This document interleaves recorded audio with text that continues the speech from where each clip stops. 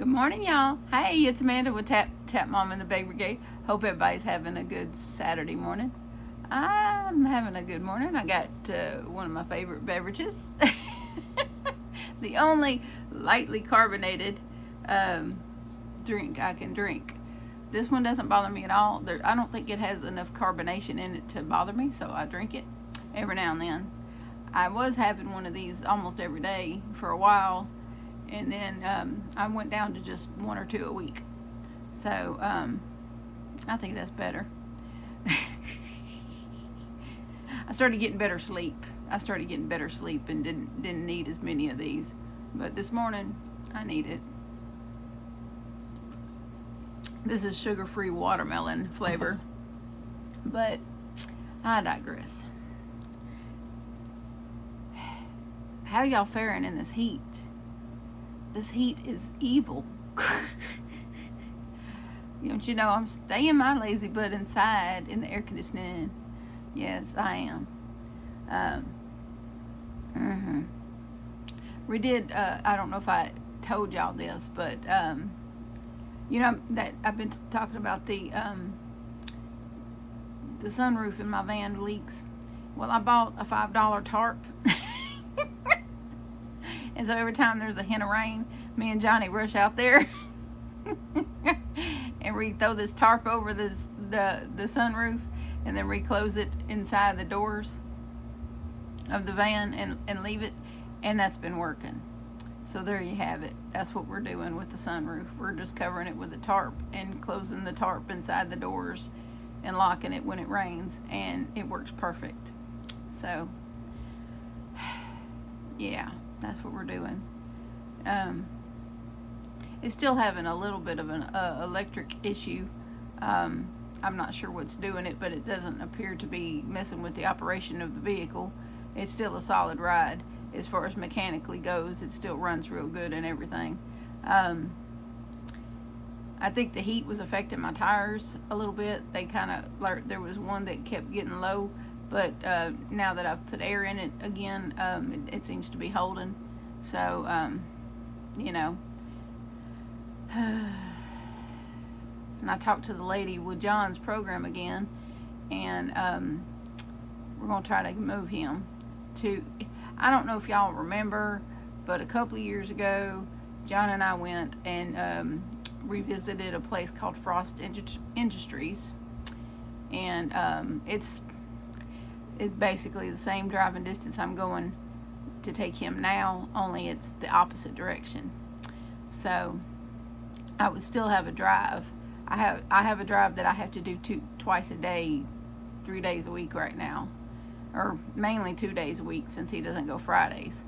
But we're gonna try to get him into Frost Industries, and there is where they teach people how to work. So and retoured that facility back before we had this waiver situation going on. That's what they call the program he's in. He's in a waiver program. I don't understand why they call it that, but okay.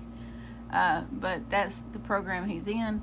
And of course, you know, like I've said in other videos, Johnny feels like he's in adult daycare and not learning much. He did mention, was it Wednesday? Maybe Wednesday, that he is building up a tolerance for dealing with people that annoy him. That's how he sees it. That by going ahead and going his 2 days a week to the other place, and I feel a sneeze coming, that he's building up a tolerance for dealing with folks that get on his nerves. And not of any fault of their own that they're getting on his nerves. It's just Johnny's disability is very subtle. He doesn't have obvious special needs. His autism is very subtle. Unless you're around him on a regular basis, you might not even pick up on his, you know, disability. So when he gets around people that are severely mentally handicapped, sometimes it gets annoying to him. So he doesn't mean he's not rude or nasty to anybody. He just pretty much puts his headphones on and opens his tablet to a book and just acts like they're not there. So that's how he deals with that. But he said it's given him a little bit of a thicker skin, and he needed that, so that when he does get in a situation, he'll have a better idea of how to handle himself. So, but Frost Industries, when we toured there, they had all. I mean, they don't actually. The program he's in now, they take them out to the community and go movies, library, bowling alley, the mall. They take them to do recreational type stuff. But Frost Industries actually teaches them some skills. They do arts and crafts stuff. They do watching movies there. But then they also have contracts with several companies where they have special needs people make things. Put kits together of little pieces of tools and stuff like that. They were doing some of that, and then they were doing laundry, industrial laundry, and had these big industrial washers, and they were doing that. And the dude, I remember when we were getting ready to go, he said that they had just got a contract in to package and put together a weed eater line. So they're probably doing that by now. So this is just something repetitive that, because special needs people do really well at a job if it's repetitive, and if it's the same over and over again. They really do well with that. And so I have no doubt that that's really in Johnny's wheelhouse to do something that's, this is what we're doing, this is how it's done, and he's something that he could do on a regular basis. So I'm thinking that this is something we need to, and it's a really out of the way and hard to get to kind of place, a little bit. I had a hard time finding it the first time, and then getting out of their parking area was a little tough. So we're also going to try to get on the wait list for their transportation, because they do have a van or a bus that they go pick up people and bring them back to the place. So I'm going to try to get on that, just to save me on gas, because it's quite a little ways to get there. But I would say it's probably close to the same distance it is to get to go to where we're going now. So I'm gonna probably check the mileage on that and see if it's about the same. I think it's probably gonna end up being about the same. It'll be fine. But I just figured I'd give y'all the rundown of what's going on with that. But I do. I wish I had went ahead and picked Frost Industries to begin with, but we had interviewed and visited Angels of Hope. We had visited them after getting approved for the waiver and everything, and we just felt like that was a good fit for us to start with. And we didn't know that it was just, basically adult daycare. We didn't know that. We thought that they would, be showing them stuff and, teaching them some things, life type skills, and that's not been the case. So it's just shuttling them around from place to place and supervising them and that kind of thing, and that's not really what John was looking for.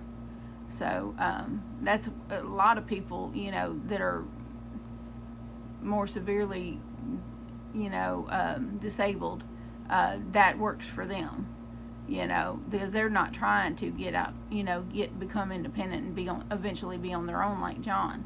They're not trying to do that. And a lot of these people that he's in this group with are older than him too. So there's that. But Johnny's looking forward to having his own life thing, and I want that for him very much. I want that for him. So am I looking forward to living alone? Absolutely not. But you do what you can for your kids when it's a goal and a dream of theirs to be independent and everything. then you do what you can to make that happen for him. And he wasn't meant to live with Mama for the rest of Mom's life either. That's not something that he was meant to do. So anyway, enough about that. And I've made progress on this duster. I did have to do some finagling because the squares that I put along the bottom, and I put 8 squares along the bottom here, these squares here, your girl can't count because I had to do some serious, because I made these squares, then I sewed all the squares together here, and then I do single crochet join, you know, there's all my little ridges, and I had already made the squares, and I attached the squares to each other, and then I attached both 2 rows of these 4. I had attached them to each other, and then I was sewing the 8 squares to the bottom of my big square, and I ran out of stitches. I thought my big square was wide enough, but I should have went 2 more rows, but that's okay, because, well, it's a good thing that this is probably for me, because it's gonna, if someone is a detailed person and they go back and they look, they'll see that this is going to be a wee bit wonky. Just a wee bit wonky. But you know what? I'm having fun. And I'm enjoying the process. So I'm just designing as I go, and fudging here and there. And that's what we do, isn't it?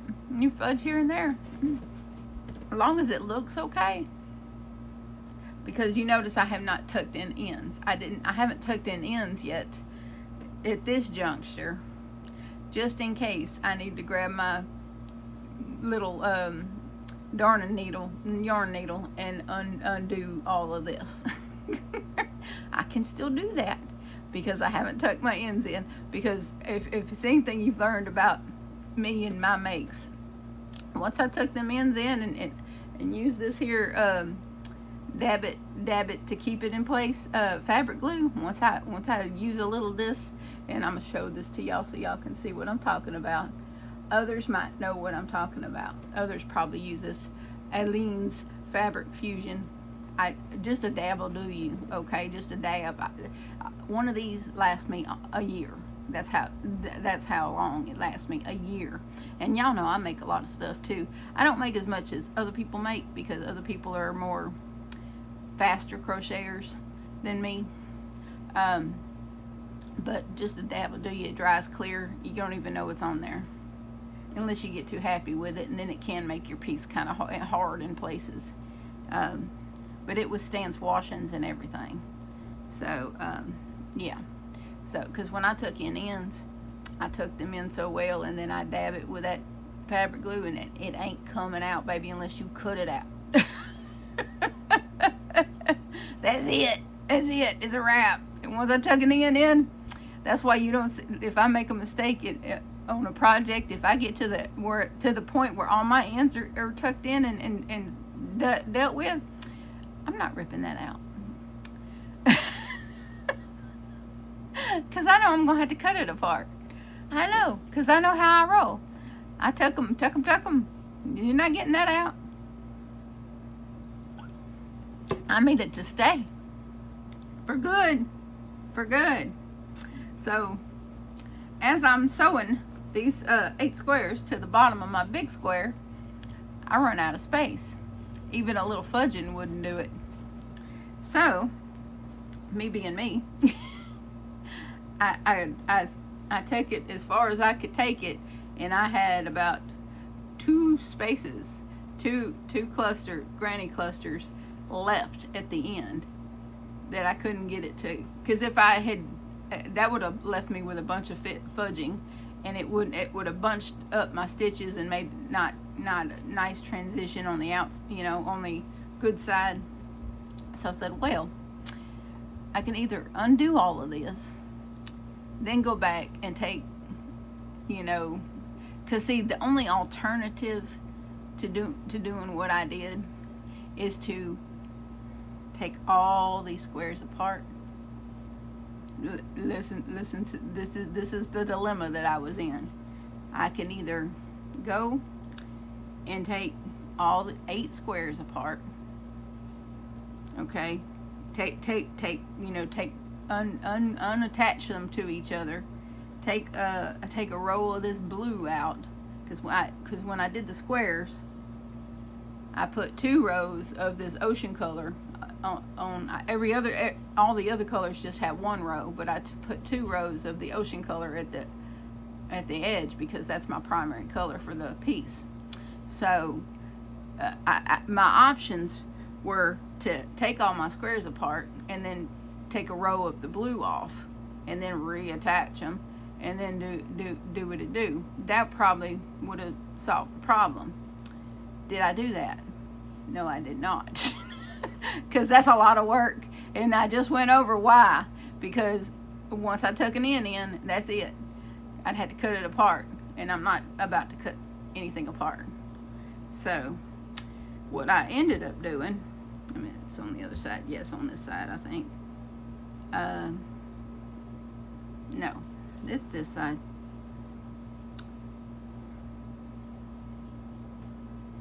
See, now am I looking at the right? Yeah.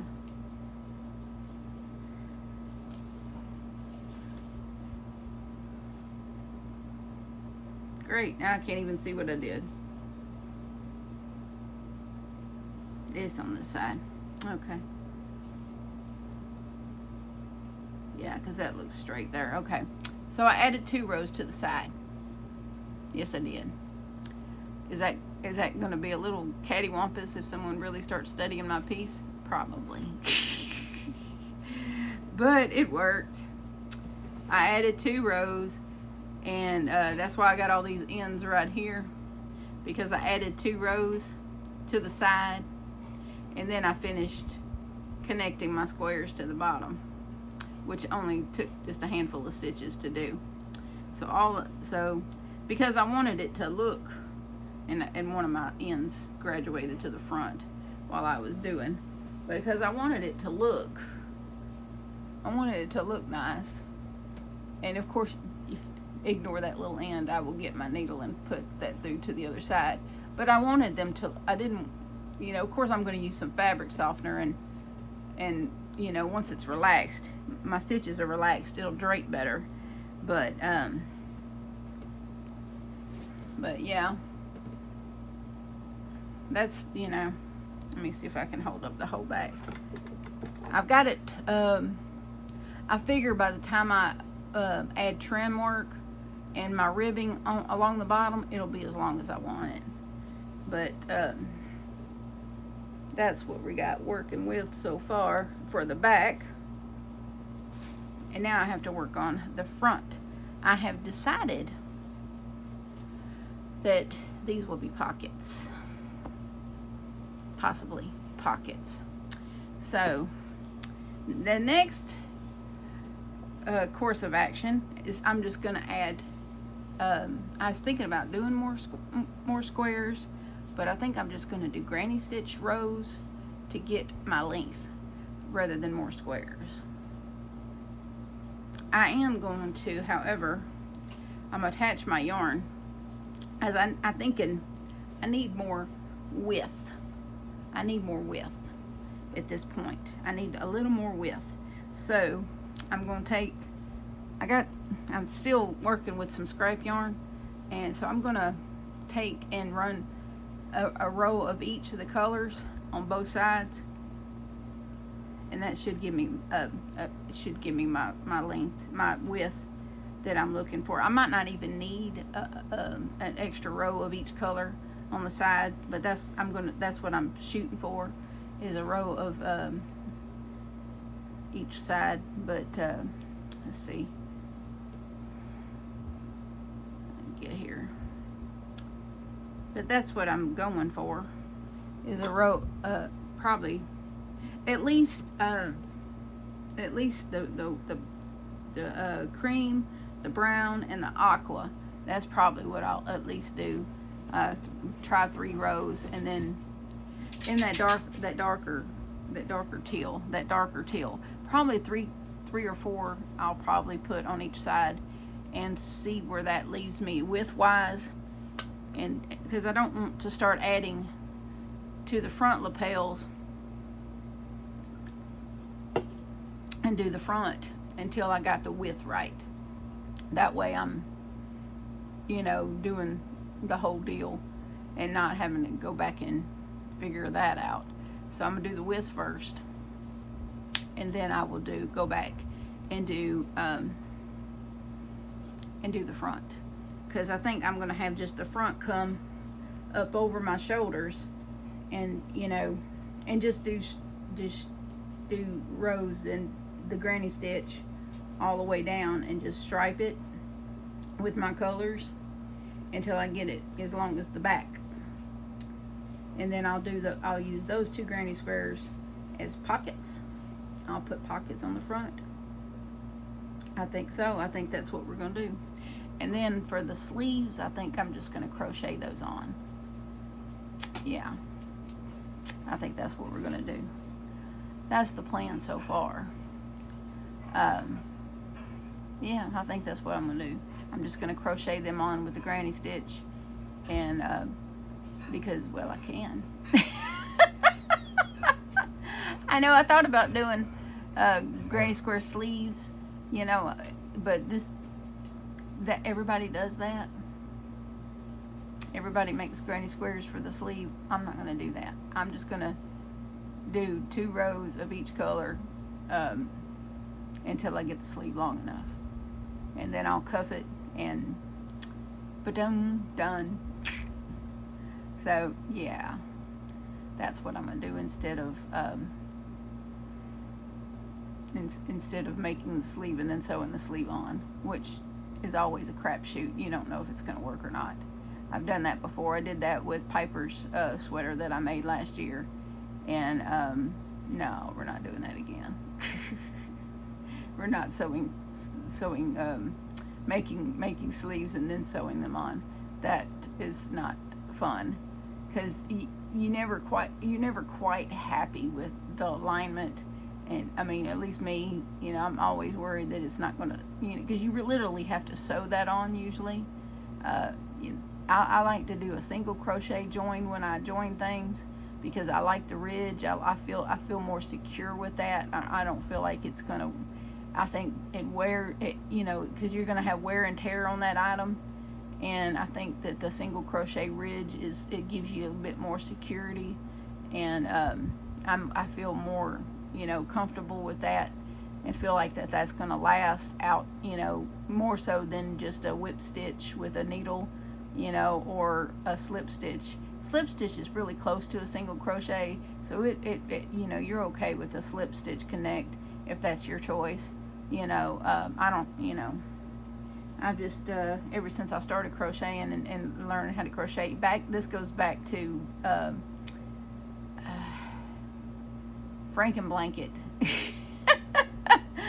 and if you go back in my videos a couple of years, you'll see a video that says introducing Franken blanket, and it was my first. It was kind of a fusion between my loom knitting and my crochet, and I had just got in, because I started my crochet journey started with loom knitting, because for some reason learning loom knitting was easier to me than crochet. So years back, about four or so years back, probably closer to 5 years, back in 2020, I think, somewhere in there, my oldest son had a friend of his that was having a baby, and her aunt and her mother both had passed away, so there was no one to make her a baby blanket. No, she didn't have anyone to make her a baby blanket. And I was like, that's just a shame. She should have a baby blanket. And so I went on this, you know, this hunt to figure out how to make her a baby blanket. And I didn't know how to crochet. I did some chaining with my grandmother when I was a kid, but hadn't full-fledged crocheted. And so I don't remember how I got onto loom knitting, but I somehow got onto loom knitting, and I don't remember how that happened. I don't remember. Maybe my mama might have mentioned the loom knitting. I don't remember. And then I found this big long pink one that I had for a long time, and it did flat panels. You know, you could do, you know, flat panels. So I got some, I want to say it was pink blanket yarn or something. I was really into the blanket yarn for a while, and when I was loom knitting, and so I found like a pink camouflage blanket yarn, and I made her a baby blanket with that big long pink loom, and I would in the process of making her blanket, I got addicted to yarn and the feel and how calm it made me feel. And it was just and then I just got more looms and more yarn, but I still, in my heart, I really wanted to learn crochet, and so I just kept, I had my hooks, and I'd pick up some yarn, and then I would just, you know, try, and then one night I decided to watch Pamela's Adoring Crochet. She has some beginner stitches in her tutorials. The you know, the single crochet, the half double, the double crochet.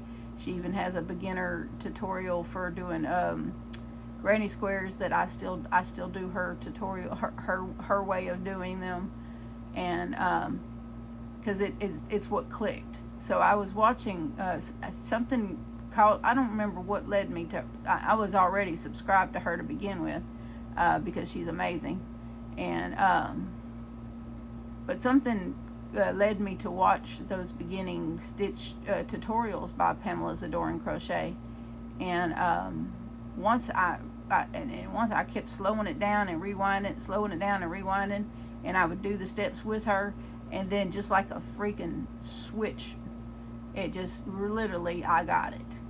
And I was so excited. I was so excited to learn. When I learned the double crochet, that was just like a big light, like a big something just fired all cylinders. And I was just and I couldn't stop. Once it finally clicked, I just couldn't stop. And then, of course, coming from loom knitting, where if you're using large gauge looms, you have to use 2 strands of worsted weight to get whatever result you're trying to get. And so I was in that mentality of that I needed to use 2 strands of worsted weight yarn. So I had a lot of yarn, because I had, in the process of building my stash, I had come across a lady on Marketplace that was selling a bunch of vintage yarn. I didn't know at the time that it was vintage yarn. I found this out later, but she had cleaned out a house or cleaned out a storage unit or something like that, and she had a lot. There was like a garbage bag full, and I think I paid for it, but I didn't pay much for it, like something like $30 maybe.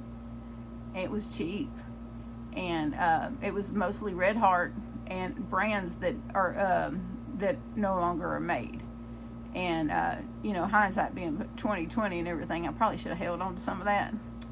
But I used a bunch of it. I used a bunch of it, and then I gifted a bunch of it to somebody that also got into loom knitting.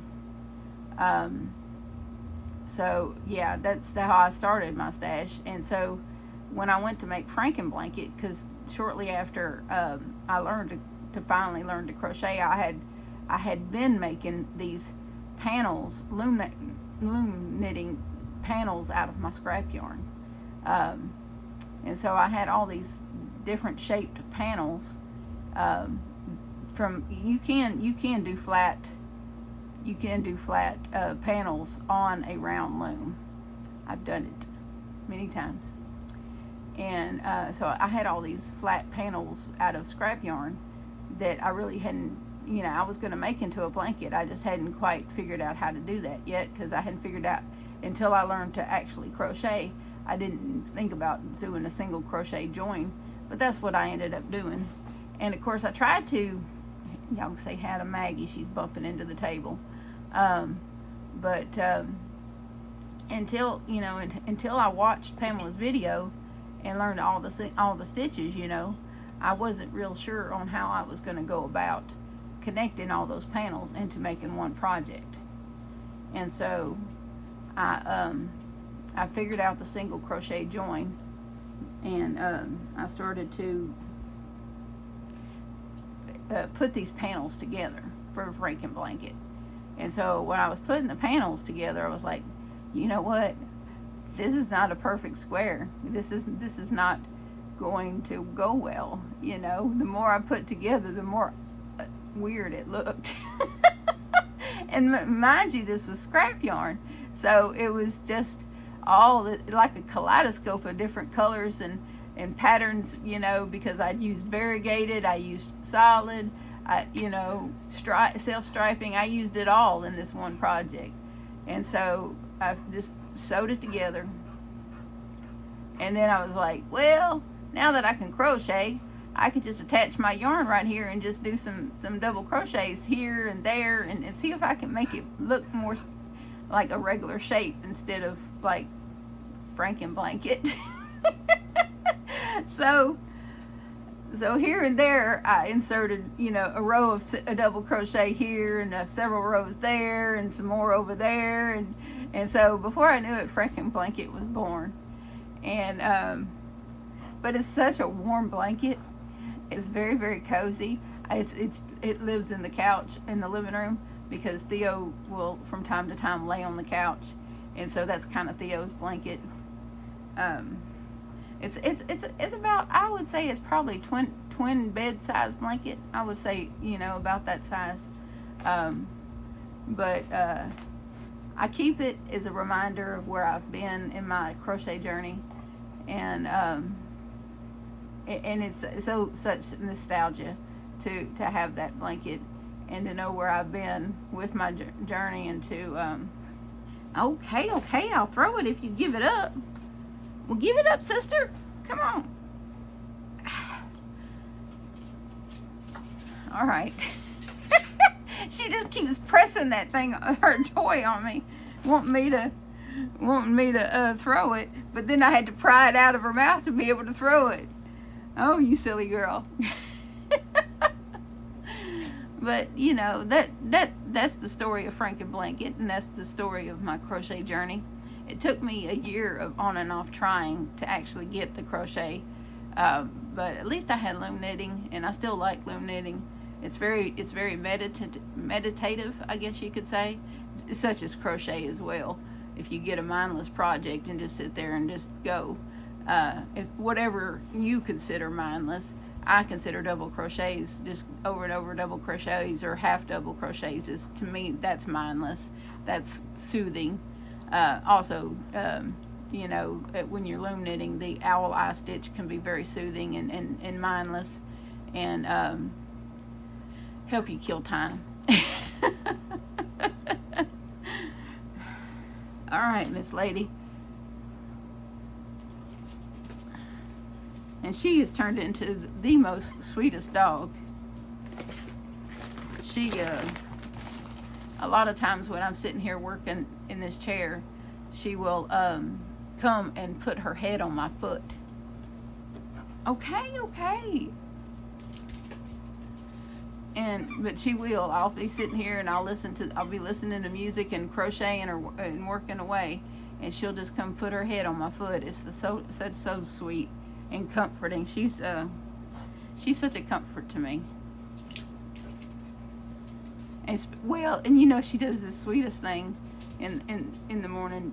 When I start stirring or start waking up, she'll get up here. She likes to lay on my left side, and she'll get up here and she'll put her nose to my nose, and I haven't opened my eyes yet, but when I open my eyes, the tip of her nose is to the tip of my nose, and when I open my eyes, all I can see is her eyes. It's like, good morning, beautiful. And then she kisses me on my nose. Then she just gives me just the tiniest of kisses. because she's not like Theo. Theo will absolutely lick you to death if you let him, but not this one. Her kisses are very tentative and just just a little flicking. You know, she doesn't have the big lollygog tongue that Theo does. She just has a little. You know she really loves you though when she comes and gives you that kiss.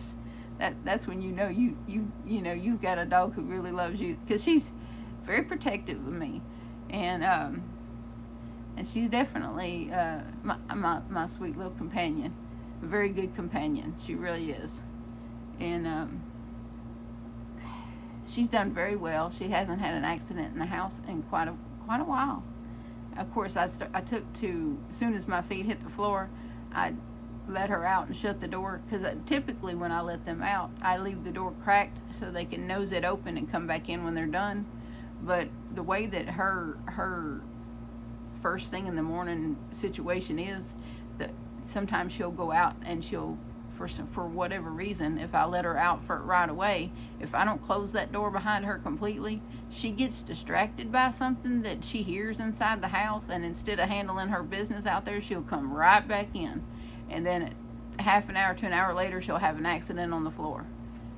I don't know why. So, but I've discovered that if I let her out and then I shut the door, and where she can't nose it open, and leave her out there for a decent, not a long time, about 10 minutes, something like that. So I typically will throw her outside, close the door all the way, and then I'll go put my water on for my cappuccino, and I'll put food in their bowl, freshen up their water, and just do some menial tasks, maybe go to the bathroom myself, and things like that. And then of course by then Theo's came from John's room and he's ready to go out. So I'll let Theo out, and by the time I go to let Theo out, she's ready to come back in. And that seems to be the best morning routine. And that's when she was having her biggest accidents, was in the morning after, even after I let her out, because I wasn't closing that door and making her stay out there and focus on doing what she needed to do. You know what I'm saying? She definitely needed to be focusing, and she wasn't, I wasn't giving her time out there. Apparently she, hear me in here put food in the bowl and fresh water and all that, and that distracted her. So, because this girl's hearing is impeccable. Nothing wrong with her ears. She can hear anything. We can be sitting in here, and my neighbors, which our houses are fairly close, and the neighbors could be going in and out of their yard right next to their driveway, and she'll hear them. And she runs to the door, barking. And they ain't even at our door. They're next door, going in and out of the fence. And she goes to the door, and what's going on? What are they doing? And I'll have to open the door so she can see that it's not at our house. Once she sees it's not at our house, she calms right down. But yeah, she is a guard dog, apparently, and a darn good one, if you ask me. She's a companion, and she's a sweet, loving companion. She's also a guard dog. I don't think I ever had one of them. Well, Axel would if someone barked on the door, if someone knocked on the door, then Axel would let out a big woof, woof, woof, just to let his presence known. It's like, woo, there's a big 80-pound dog on the other side of this door. You better not be here for no bad reason, because I'm going to get you. Even though he wouldn't. But he'd sure make somebody think so. Her, on the other hand, oh yeah, her bark is of course worse than her bite, because I've never seen her actually attack anybody, but she sure make you think that though. She'll snarl and really make you think she's finna do something. I've not seen her actually bite anybody. She's nipped hands, but she's never actually bit anybody. But she's got the teeth for it. And I'm just grateful that she loves me enough to protect me in my house. And I'm very blessed to have her. And Theo, too. Theo's doing good. Theo's doing real good. Apparently, the 2 Benadryl a day has got all his flea bites and everything healing up, because he's not at them as much. I've been giving him monthly flea pills, and we've worked on, in the yard. My landlord just came and mowed the grass, and I've got this stuff that I've been spraying on Theo. It's for soothing of skin and stuff, because he'd been having some trouble with skin issues, because I don't know if y'all know anything about pit bulls, but pit bulls are notorious for skin issues, and Theo is no exception. His problem is that he loves to waller in the grass, and well, guess what? He has an allergy to grass. But does this silly dog, does he care that he has an allergy to grass? No, he does not care.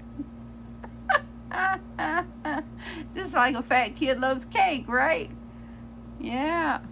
Well, that dog loves wallowing in the grass and rolling back and forth and all the things that dogs enjoy doing. And then he comes in here and he's Mr. Itchy Scratchy. And then he wants to, run from me when I got the soothing spray in my hand, until I catch him and he starts feeling the soothing spray and he's like, wait, that feels good. And then he stops and lets me spray him. Yeah. Stinker. But I did notice that since I've been giving him I got back to giving him a couple of Benadryl a day. And that seems to be helping with his itching, to the point where those spots he had on his tail have started, are just about completely healed, and the hair's growing back. So he had lost some hair right there at the base of his tail, and around his hindquarters he had lost some hair due to this allergy situation and the fleas, which we're doing our best to address that as well. But I was like a little worried there for a little while that I might have to take him in to the vet and get him a steroid shot. But no, apparently we just found another solution, and he's back to his 2 Benadryl a day habit. I don't know how. I mean, I've had him 8.5 years, and I don't know that he's ever gonna get. He can't reconcile in his brain. Yo, I'm gonna itch my butt off after I roll in this grass. We as humans, if we discover that something makes us itch, or something, they're like a side effect to a medicine. If this medicine makes you itchy, or some other sort of bad side effect, you stop taking that medicine, right? If it becomes severe enough, you stop taking it. So you would think of the loss of his hair on his hindquarters and his tail, and these big old sores that we've been dealing with on his tail, and I've been doctoring him keeping him clean and doctored. You would think that this would deter him from going and wallowing in the fresh cut grass. That all these years that we've been dealing with him and the skin issue, that it would dawn on him, wait, if I do this, then this happens. No, he doesn't. He doesn't care. You would think after all this time that he would, figure that out, but no, he hasn't figured that out. So I guess I just have to keep doctoring him and, treating him, and, but I will do so until the good Lord calls him home, because that's my dog, man. He's the best. Even though his new nickname is Old Timer. Hey, Old Timer, come on now. Because he moves a little slower. He grunts a lot. And he's like a grumpy old man. But he's our grumpy old man. And this girl here, she just wants to be next to Mama all the time. She's not far from my side at any given time. Reminiscent of Axel and the one I lost last April. My Axel, my black lab. And he would do very similar things. He was always near my chair or wherever I was. He was always within an arm reach of me all the time. And now she's doing the same thing. She's always very close to my size. So I'm truly blessed to have this little girl here, even though sometimes sometimes I question that, but mostly I'm very happy to have her, and she makes me happy. You know, she curls up, and she does the weirdest thing at night. She doesn't just like, you know, get on the bed when I first get on the bed, but she waits till I'm asleep. She waits till I'm done moving, and then I'm deep asleep. Then she crawls up on the bed and curls up next to me. She waits until I'm in my final deep sleep position, and then she gets up there and curls up next to me. And so I wake up with her curled up next to me, but I go to sleep just me, because she waits till I'm done moving. Yeah, she started doing that. I worried with her on the floor that she would get into our Cheez-It box over here. But she's been pretty good about that. She waits until I open the box and give her some Cheez-Its. She doesn't try to come over here and help herself. So I'm really proud of her for that, because she's a very food-driven dog, and you know, she could, you know, she could have got in here and done some. Even though we do if I go anywhere, I shut my door with the dogs on the other side, so I don't just leave stuff where they can get to it. But it's nice to know that at night she's focused on rest, and she's not trying to get into the Cheez-It box. It's right over here. Me and her eat Cheez-Its together all the time. That's our favorite snack, Cheez-Its. Yep, just the regular kind of Cheez-Its. They are amazing. But sometimes, with the way my stomach is, that's one of the few things I can eat no matter what, is a handful of Cheez-Its. And her highness down here is also addicted to Cheez-Its. If I even rattle that box, if she hears that box open and the plastic stir, she is next to me in 2 seconds flat. Yep. Well, y'all, I'm gonna let you go. This is a longer video than I intended, I guess, but I wanted to show y'all the progress of this duster. I got a long way to go.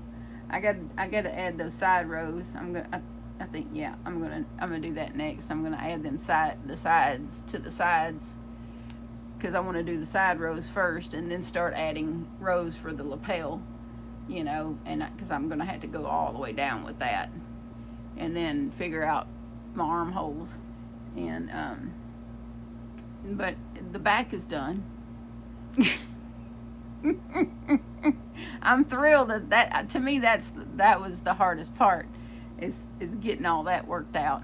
And even though I did have to add those rows to get my, you know, to get it to lay right, I'm not upset about that. I'll figure it out. It's just 2 rows. It you know, by the time it's all said and done, you probably won't even be able to notice that I did that. But I was not taking all that apart, not at all. I'm just rolling with what I got. Because that would have been a whole lot of work to undo all those squares just to take that one row off so that it would fit. No, not doing that. No. Tell me in the comments who can relate to that. What would you have done if it was your project? What would you have done? You know, and if you made it to the end of this video, I'm gonna throw in a mystery bag of yarn for somebody. Not a huge bag, but I'm gonna do a giveaway right here. Yeah, that's what we're doing. That's what we're doing. So if you made it to the end of this video, surprise! Yes, I'm gonna draw 1 week from today, on Saturday, and it'll be you know, I'm just gonna go through my. I'll ask the winner their favorite color, and I'll go through my stash and pick you some stuff, okay? And so that's what we're gonna do. So it'll be one winner, and I'll pick the winner in a week. And so let me give you the disclosure. This is a giveaway only by me. YouTube is not affiliated. The yarn was purchased by myself. Yada yada yada. You got to be at least 18. Got to be a subscriber. Of course, if you've made it this far, you probably are. But yeah, I'll put a mystery bag together. Maybe not as full as I do when people are paying me, but you know, it'll be a giveaway. So it'll be new yarn. All my I don't send used yarn unless somebody pays for scrap yarn, you know. But it'll be brand new yarn because that's what I have in my totes. I have brand new yarn in totes. So yeah. So just put a sweet comment. You know, don't put about generosity and all that. You know, don't put the word giveaway in the comments. I don't want anyone jumping in and reading comments and then, oh, there's a giveaway, let me go watch. No. Don't put the word giveaway, don't put generosity, just put a nice comment. You know, put a normal, whatever you normally would respond. Just, you know, and I'm going to accept emojis this time. So if you want to put a little line of sweet emojis, I'll take that too. So, but just don't say giveaway, don't say generosity, don't say, you know, things like giveaway type comments. Just something about what I talked about. It'll be fine. Or emojis is fine. And I'll in a week next Saturday I will draw. So I'm only going to do it for a week, and I'll make myself a note somewhere. Yes.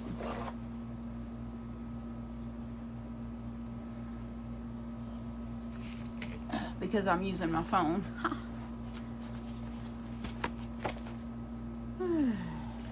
Yeah. Draw.